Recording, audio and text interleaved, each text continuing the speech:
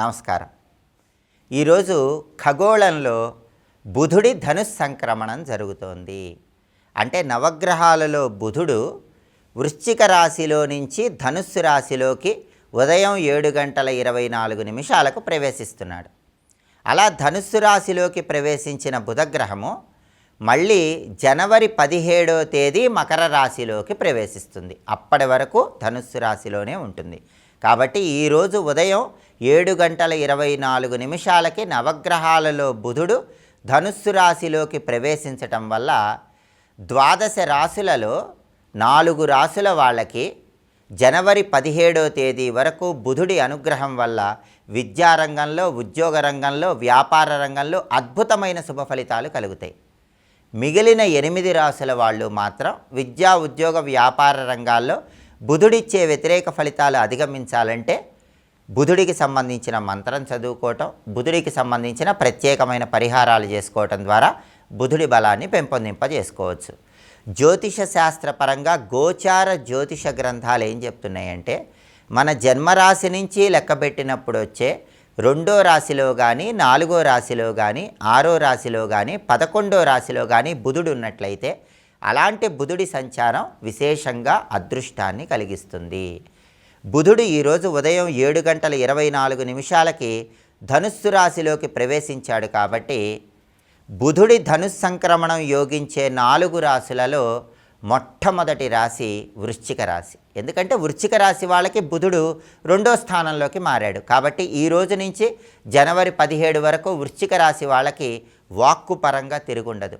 వృశ్చిక రాశి విద్యార్థులు బ్రహ్మాండంగా విద్యారంగంలో మంచి పురోభివృద్ధి సాధిస్తారు. ఉద్యోగ రంగంలో కూడా తిరుగులేని విజయాలను అందిపుచ్చుకుంటారు. ఆ తర్వాత బుధుడి ధనుస్సంక్రమణం వల్ల యోగించేటటువంటి 2వ రాశి కన్యారాశి.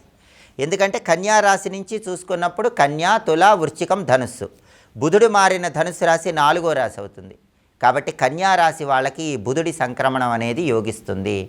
కన్యారాశి వాళ్ళకి బుధుడి బలం వల్ల వాక్చాతుర్యం పెరుగుతుంది, ప్రజ్ఞాపాఠవాలు పెరుగుతాయి, వాళ్ళ మాటలతో ఎదుటి వాళ్ళని సులభంగా ఆకట్టుకోగలరు, కెరీర్ పరంగా ఉన్నత స్థాయికి చేరగలరు, వ్యాపారంలో మంచి పురోభివృద్ధిని సాధించగలరు. ఈ ఫలితాలన్నీ కూడా మళ్ళీ బుధుడు మారే వరకు జనవరి 17వ తేదీ వరకు కూడా కన్యారాశి వాళ్ళకు ఉంటాయి.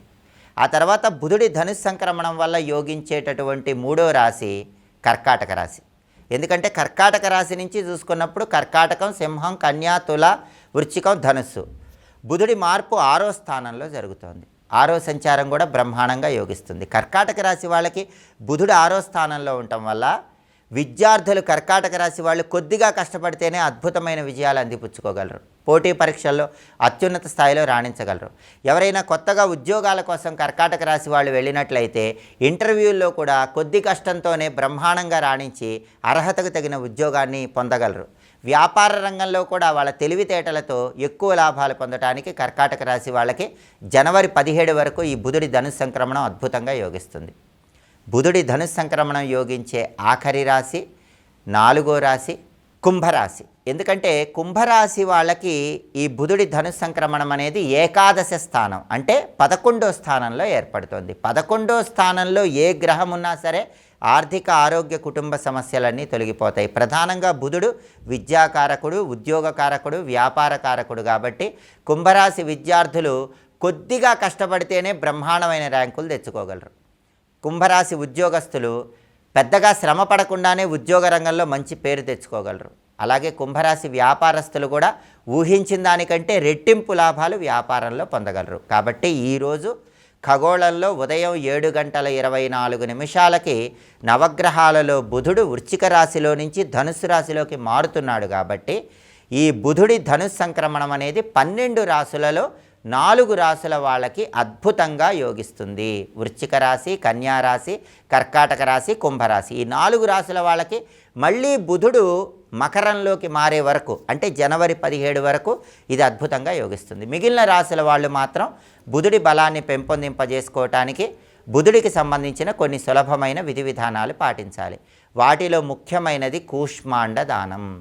ఎవరైనా సరే ఈరోజు దేవాలయ ప్రాంగణంలో గుమ్మడికాయ దానం ఇస్తే మిగిలిన 8 రాశుల వాళ్ళు బుధుడి సంక్రమణం వల్ల వచ్చే వ్యతిరేక ఫలితాలు తొలగింపజేసుకొని విద్యా ఉద్యోగ వ్యాపార రంగాల్లో మంచి సత్ఫలితాలు అందిపుచ్చుకోవచ్చు. అలాగే బుధుడిని ప్రసన్నం చేసుకోవాలంటే గోమాతకు పచ్చటి ఆకుకూరల ఆహారంగా తినిపించాలి. నానబెట్టిన పెసలు కానీ పెసరపప్పు కానీ గోమాతకు ఆహారంగా తినిపించాలి. అలాగే బుధుడి అనుగ్రహం కలగటానికి తులసి కోట దగ్గర ఇచ్చే అర్ఘ్యం కూడా అద్భుతంగా సహకరిస్తుందని జ్యోతిష గ్రంథాలన్నీ తెలియజేస్తున్నాయి. కాబట్టి ఒక రాగి చెంబులో కొద్దిగా నీళ్లు తీసుకొని ఆ నీళ్లలో కొన్ని పుష్పాలు అక్షింతలు కలిపి మీ ఇంటి ఆవరణలో తులసి కోట దగ్గర ఆ నీళ్లతో అర్ఘ్యం ఇవ్వండి. వీలైతే ఆవు పాలతో అర్ఘ్యం ఇస్తే ఇంకా అద్భుత ఫలితాలు కలుగుతాయి. తులసి కోట దగ్గర అర్ఘ్యం ఇచ్చినా కూడా బుధుడి ధనుస్సు సంక్రమణం వల్ల వచ్చే చిన్న చిన్న వ్యతిరేక ఫలితాల నుంచి మిగిలిన 8 రాశుల వాళ్ళు సులభంగా బయటపడవచ్చు. అలాగే బుధుడికి అధిష్టాన దైవం గణపతి కాబట్టి ఈరోజు గణపతి ఆలయ దర్శనం చేయటం, గణపతి ఆలయంలో గణపతికి గరిక ఎర్ర పుష్పాలతో అర్చన చేయించుకోవటం ద్వారా కూడా బుధుడి సంక్రమణం ఇచ్చే వ్యతిరేక ఫలితాల నుంచి మిగిలిన 8 రాశుల వాళ్ళు సులభంగా బయటపడవచ్చు. అలాగే ఈరోజు ఉపవాసం ఉంటే చాలా మంచిది. ఈరోజు ఉపవాసం ఉండి రాత్రికి పెసరపప్పుతో చేసిన పదార్థాలు తింటే కూడా బుధుడిని సులభంగా ప్రసన్నం చేసుకోవచ్చు. మంత్రశాస్త్రపరంగా ఈరోజు ఇంట్లో దీపారాధన చేశాక బుధుడికి సంబంధించిన 2 శక్తివంతమైన మంత్రాలు చదువుకోండి. మొట్టమొదటి మంత్రం బుం బుధాయ నమః, చాలా సులభమైన మంత్రం, బుధుడి బలాన్ని పెంచే మంత్రం. రెండో మంత్రం ఏంటంటే కామ్యసిద్ధి బుధ మంత్రము. అంటే విద్యారంగంలో ఒక మంచి ర్యాంకు రావాలి, లేదా ఉద్యోగపరంగా అర్హతకు తగిన ఉద్యోగం, ఒక ప్రత్యేకమైన ఉద్యోగం రావాలి, వ్యాపార పరంగా ఒక కొత్త వ్యాపారం ప్రారంభించి అద్భుతమైన విజయాలు పొందాలి. ఇలా ఒక ప్రత్యేకమైన కోరిక మనస్సులో ఉంచుకొని ఆ కామ్యము కోరిక నెరవేర్చుకోవటానికి జపించే ఇంకొక బుధ మంత్రం కూడా ఉంది. ఆ మంత్రం ఏంటంటే హ్రీం శ్రీం సౌమ్య సర్వాన్ కామాన్ పూరయ స్వాహ. దీన్ని కార్యసిద్ధి కామ్యసిద్ధి బుధ మంత్రం అనే పేరుతో పిలుస్తారు. ఈ మంత్రం చదువుకుంటే కూడా అద్భుత ఫలితాలు కలుగుతాయి. కాబట్టి ఖగోళంలో బుధుడి ధనుస్సు సంక్రమణం ఏర్పడుతున్న తరుణంలో బుధుడికి సంబంధించిన ఏ 2 మంత్రాలు చదువుకుంటే అద్భుత ఫలితాలు కలుగుతాయి ఇంకొకసారి చూద్దాం. మరి బుం బుధాయ నమః ఇది మొదటి మంత్రం. రెండవ మంత్రం కార్యసిద్ధి కామ్యసిద్ధి బుధ మంత్రం.